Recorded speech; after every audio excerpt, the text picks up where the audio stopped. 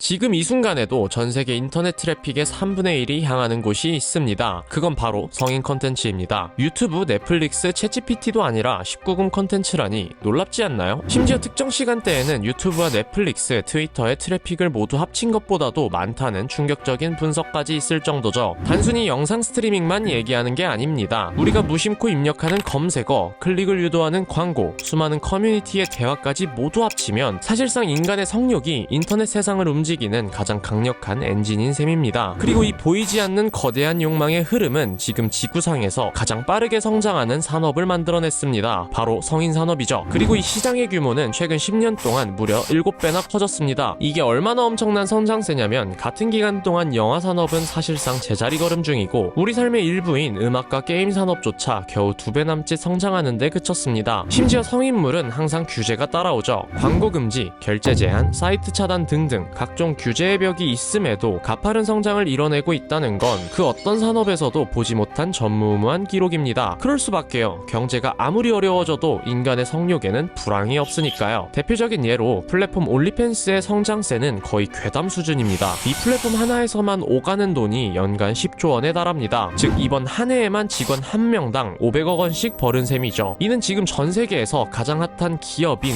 엔비디아보다도 10배 이상 높은 경이로운 수치입니다. 그렇다면 수많은 규제 속에서 성인 산업은 어떻게 이런 엄청난 성장을 할 수 있었을까요? 이 모든 건 바로 기술의 발전 덕분이죠. 기술은 언제나 인간 욕망에 가장 가까운 곳에서 가장 충실한 조력자 역할을 해왔습니다. 과거에는 비디오와 인터넷, 스트리밍 기술이 그 자리를 지켰다면 이제는 인공지능과 로봇이 그 바톤을 이어받고 있죠. 먼저 성인 로봇의 진화를 살펴볼까요? 과거 리얼돌이라 불리며 단순한 인형에 그쳤던 존재들은 이제 우리 곁으로 바짝 다가왔습니다. 스스로 체온을 내고 눈을 깜빡이며 심지어 사람처럼 호흡까지 흉내내죠. 일부 고성능 제품은 사용자의 이름을 기억하고 평소 대화 습관과 목소리의 톤까지 학습해 완벽한 맞춤형 파트너가 되어준다고 합니다. 게다가 최근 공개된 테슬라의 휴머노이드 로봇을 보면 이제 로봇의 움직임이 얼마나 사람과 똑같아졌는지 알 수 있었죠. 여기에 요즘 중국 리얼돌 산업의 피부 구현 기술까지 더해진다면 우리는 머지않아 인간과 로봇을 구분하기 힘들게 될 겁니다. 이 정도면 정말 인간의 인도 필요 없는 시대가 올 수도 있겠네요. 뿐만 아니라 2024년에 이미 성인 로봇 시장은 23억 달러를 돌파했고 매년 30%씩 무서운 속도로 성장하고 있습니다. 로봇과는 감정적인 대화가 불가능하지 않냐고요? 우리는 이제 이런 질문을 하기엔 민망한 시대에 살고 있습니다. 오픈 AI는 오는 2025년 12월부터 성인 인증 사용자에 한해 성인용 콘텐츠 생성을 공식적으로 허용하기로 했죠. 이제 챗GPT와 은밀하고 야시시한 대화를 나눌 수 있는 시대가 열리는 겁니다. 심지어 일론 머스크의 XAI는 이미 그 선을 넘었죠. 2025년 8월 헐벗은 미소녀와 발칙한 대화를 나눌 수 있는 스파이시 모드라는 말 그대로 매운맛 기능을 공개했습니다.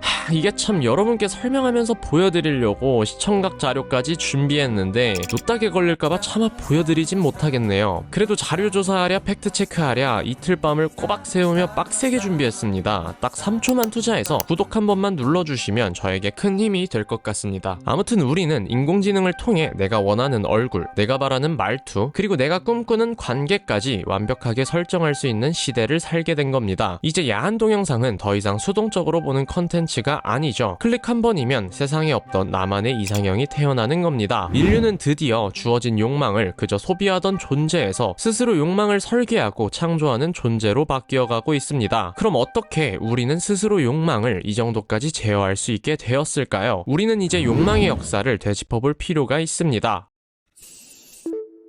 놀랍게도 인간은 글자를 발명하기 훨씬 이전부터 성행위를 그렸습니다. 무려 기원전 3000년 수메르 문명의 토기에도 남녀가 사랑을 나누는 장면이 선명하게 새겨져 있죠. 인류 최초의 성인 컨텐츠는 이처럼 움직이지 않는 하나의 그림이었습니다. 기나긴 세월이 흘러 인쇄의 시대가 왔고 인간의 욕망은 비로소 복제되기 시작했죠. 일본 에도 시대에는 나무판으로 수없이 찍어낸 에로틱한 판화, 슌가가 대유행했고 유럽에서도 귀족들을 중심으로 비슷한 그림들이 은밀하게 퍼져나갔습니다. 신기하게도 금지하면 할수록 더 잘 팔렸고 억압하면 할수록 빠르게 퍼져나갔습니다. 욕망이 종교보다도 더 강한 전파력을 가졌던 셈이죠. 물론 이런 흐름은 우리 역사에도 존재했습니다. 봄의 그림이라는 뜻을 가진 추나가 바로 그것입니다. 주로 목판 인쇄로 제작된 추나는 당시 상류층과 예술가들 사이에서 은밀히 유통되었죠. 낮에는 성리학의 고결함을 연구하던 선비들이 밤이 되면 인간의 진짜 성을 탐구했던 겁니다. 엄격한 유교의 나라라는 이미지와는 달리 인간의 본능 앞에서는 시대에는 예나 지금이나 큰 차이가 없었던 것이죠. 그리고 필름의 시대가 오자 멈춰있던 욕망은 마침내 움직이기 시작했습니다. 1895년 세계 최초의 필름 영화가 세상에 나온 바로 다음 해인 1896년 프랑스에서는 한 신부가 은밀하게 옷을 벗는 내용을 담은 7분짜리 단편 영화가 상영되었습니다. 마치 약속이라도 한 듯 최초의 영화가 태어나자 쌍둥이처럼 최초의 야한 동영상이 함께 세상에 나온 것이죠. 그리고 이 은밀했던 욕망이 수면 위로 떠오른 것은 1970년대였습니다. 전설적인 작품 딥스로트가 전 세계적으로 엄청난 흥행을 기록하며 포르노는 더 이상 은밀한 컨텐츠가 아닌 양지의 산업으로 당당히 인정받게 되었습니다. 즉 누군가의 서랍 깊숙한 곳 은밀한 주머니 속에만 있던 욕망은 비로소 어두운 골방을 벗어나 극장의 밝고 뜨거운 조명 아래에 서게 된 것이죠. 이후 비디오와 인터넷 기술은 이 욕망을 각자의 가장 사적인 공간, 바로 가정으로 옮겨놓았습니다. 1980년대 비디오 테이프가 본격적으로 보급되면서 누구나 집안에서 내가 원하는 시간에 원하는 만큼 쾌락을 즐길 수 있게 되었습니다. 일명 빨간 비디오 테이프가 바로 이 시기에 유행했던 말이죠. 그리고 비디오의 보급은 인류 역사상 처음으로 욕망의 리모컨을 대중의 손에 쥐어준 순간이었습니다. 시간이 흘러 2000년대 인터넷이 등장하자 이 속도는 차원을 달리하게 됩니다. 단 한 번의 클릭만으로 전 세계의 모든 쾌락이 내 컴퓨터 모니터 속으로 실시간 배달되기 시작했죠. 야동은 무료가 되었고 동시에 피할 수 없는 중독이 되어버렸습니다. 그리고 현재 스트리밍의 시대에는 이 욕망의 속도를 극한까지 끌어올려줬죠. 다운로드를 기다릴 필요조차 사라지자 인간의 쾌락 회로는 즉각적인 만족에 맞춰 다시 설계되었습니다. 이제 우리는 아주 잠시의 기다림조차 견디지 못하는 존재가 되어버렸습니다. 중요한 순간에 갑자기 짧은 버퍼링만 걸려도 굉장히 짜증나긴 하죠. 그리고 이제 그 자리를 인공지능이 잇고 있습니다. 인간은 결국 기술을 통해 욕망을 더 빠르게, 더 쉽게, 그리고 결정적으로 더 혼자 소비하는 방향으로 진화해왔죠. 돌이켜보면 욕망의 진화는 곧 기술의 역사였고 기술의 역사는 결국 욕망의 기록이었습니다. 그렇다면 인류의 역사와 시작부터 함께했던 이 거대한 성욕을 우리가 기술을 통해 완벽하게 정복하는 순간이 온다면 그것은 과연 인류의 진화일까요? 아니면 더 이상 채울 수 없는 공허일까요? 여기서 우리는 한 가지 기묘한 역설을 마주하게 됩니다. 인간은 기술을 발전시켜 온라인상에서는 그 어느 때보다 더 촘촘하게 연결되었지만 역설적으로 현실에서는 더 외로운 시대를 살아가고 있다는 사실입니다. 하나의 예시로 인스타그램 팔로워는 수천 수만 명에 달하는데 정작 힘들 때 속마음을 터놓고 전화할 사람은 손에 꼽을 정도로 줄어들었죠. 또한 소개팅 앱은 수십 개가 넘쳐나지만 진심으로 만나고 싶은 사람은 사라지고 있습니다. 그리고 우리의 욕망도 정확히 같은 길을 걷고 있습니다. 이제 욕망을 충족시키기 위해 더 이상 타인의 존재가 필요 없어지고 있죠. AI는 나를 거절하는 법이 없고 로봇은 나를 배신하지 않으며 화면 속의 존재는 절대로 나를 실망시키지 않습니다. 이처럼 완벽히 통제되고 설계된 욕망은 완벽히 안전하지만 그 이면에는 완벽한 고독이 자리 잡고 있죠. 우리는 더 이상 누군가와 욕망을 함께 나누지 않습니다. 그저 화면 속 가상의 대상을 일방적으로 소비할 뿐입니다. 그리고 모든 소비가 끝나고 나면 텅 빈 소주병처럼 허무함만이 남게 되죠. 실제로 지난 10년간 우리가 사람을 만나는 시간은 눈에 띄게 줄어든 반면 화면을 들여다보는 시간만 계속 늘어나고 있습니다. 기술은 분명 인간을 시공간의 제약에서 자유롭게 만들어 주었지만 동시에 우리를 서로에게서 서서히 멀어지게 만들었죠. 그렇게 우리는 역사상 가장 많이 연결된 세대이면서 동시에 역사상 가장 깊이 고립된 세대가 되어가고 있습니다. 그리고 기술로 인해 외로워진 이 순간조차 우리는 외로움을 달래기 위해 공허한 스크롤을 넘기고 있죠. 이제 기술은 우리에게 묻고 있습니다. 인간관계의 서투름, 거절당할지 모른다는 두려움, 상처받을 수 있다는 불안감, 이 모든 현실의 불편함을 감수하며 진짜 사람을 만나겠습니까? 아니면 언제나 나를 존중하고 완벽하게 나에게 맞춰주며 절대로 나를 떠나지 않을 가상의 존재를 선택하겠습니까? 이 질문 앞에서 우리는 점점 더 쉬운 길, 더 안전한 길을 택하게 될지도 모르죠. 내가 원하는 모습으로, 내가 원하는 성격으로, 내가 원하는 모든 것을 갖춘 완벽한 파트너를 직접 창조할 수 있는 시대에 우리는 굳이 불완전한 타인에게서 사랑을 찾으려 노력할 필요가 있을까요? 언젠가 인간과 인간의 사랑이 인간과 AI의 사랑보다 더 번거롭고 비효율적인 것으로 여겨지는 시대가 올 수도 있습니다. 서로를 알아가는 과정에서 오는 피로감과 갈등 없이 오직 안정되고 설계된 쾌락만을 추구하게 되는 세상. 어쩌면 먼 미래의 인류는 그 번거롭고 고통스럽기까지 했던 진짜 사랑이라는 감정을 과거의 인류가 즐겼던 원시적인 유물 정도로 기억하게 될지도 모릅니다.